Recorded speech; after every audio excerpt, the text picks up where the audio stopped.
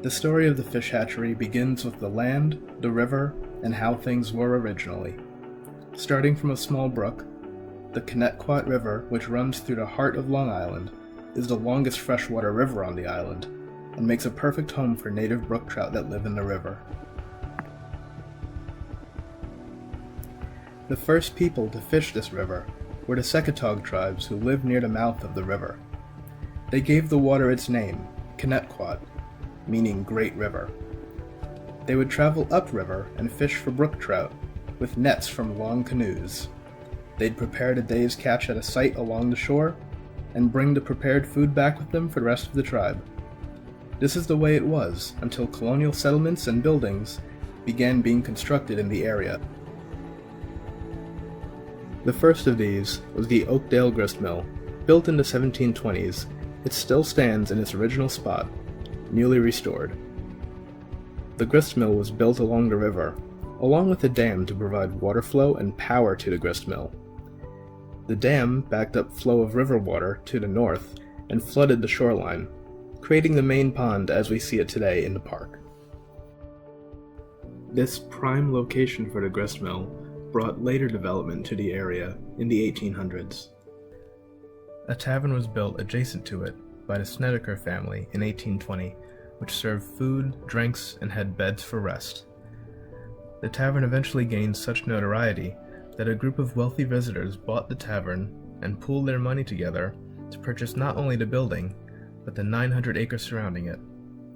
The tavern was then separated and expanded into the South Side Sportsman's Club in 1866. It eventually expanded into the over 3,473 acres of the park that we now have today. The clubhouse would expand to over 100 members, who used the exclusive access to the grounds and the river not only for hunting, but for the trout in the river, which would make the club a world-class destination for fly fishing.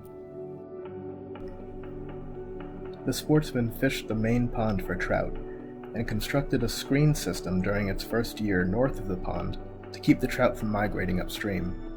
However, the population of fish soon diminished, and they decided to construct a nearby fish hatchery near the grist mill to repopulate their stock of fish.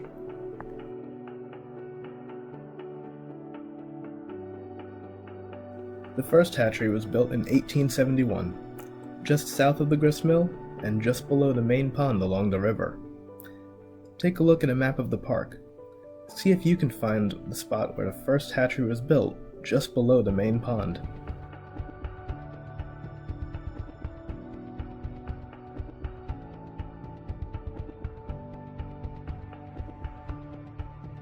An underwater gated system was constructed to allow wild trout, which were swimming upstream from lower portions of the river, to be contained in one area.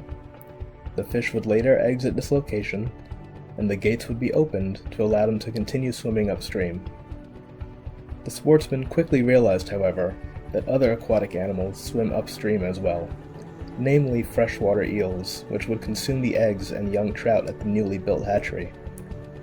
It was decided that a new location would need to be scouted for a more efficient hatchery.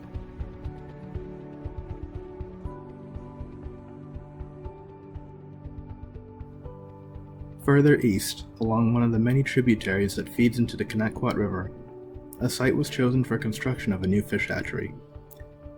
Newer maps no longer name this site, but older maps showed a spot was called Slade Pond, named after George P. Slade, who was president of the club at the time. See if you can find where Slade Pond would be on a newer map.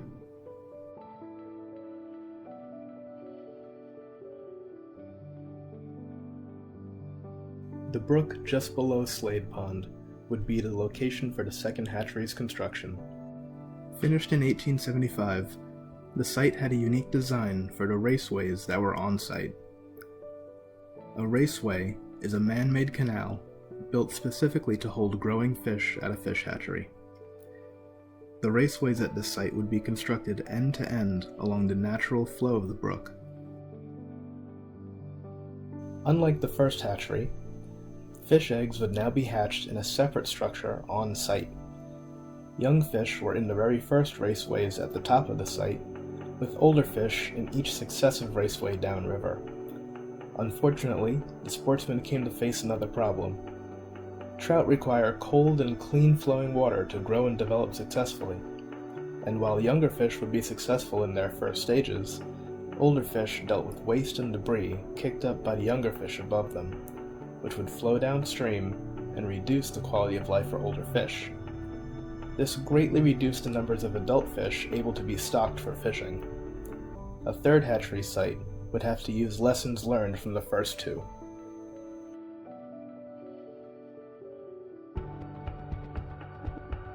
Just 4 years after the fish hatchery at Slade Pond, the third and current hatchery site was built in 1879, just 1 mile north of the clubhouse and the main pond. Due to its near continuous operation since its construction, this fish hatchery is easily found on today's park maps. The hatch house on site underwent several revisions over the years, even needing to be completely rebuilt after the first one was destroyed in a fire in 1900.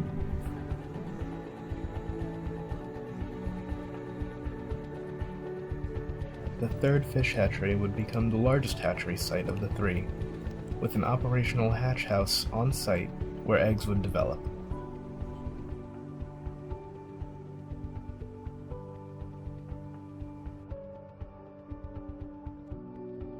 Originally, the hatchery only raised brook trout, which are native to Long Island. Later on, rainbow trout and brown trout were added to hatchery operations. Today, the hatchery only raises two types of trout: the brook trout, which are similar to the native ones on Long Island, and rainbow trout, which are similar to ones found on the west coast of the United States. Brook trout are easily identified by their dark coloration with red and blue dots, along with their red belly and their white leading edge on all of their fins.